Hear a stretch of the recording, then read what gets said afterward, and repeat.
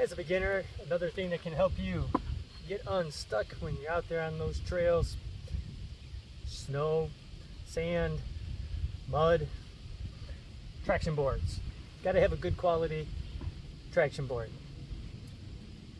Of course, for those of you that have the racks up there on top, you can of course mount it up there. It looks really cool too, but for practical use, you definitely want to at least have a pair of these somewhere in your truck, your Jeep, whatever you're riding.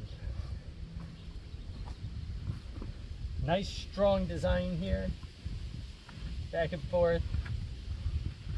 Of course, want to get it snug up underneath the tire here so that when you ride on it, you can grip it really good. This particular one has the hand slots here, easy for carrying.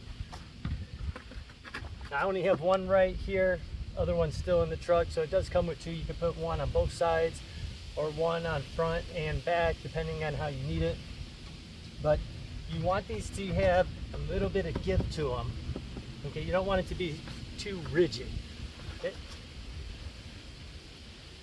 So, good quality traction board.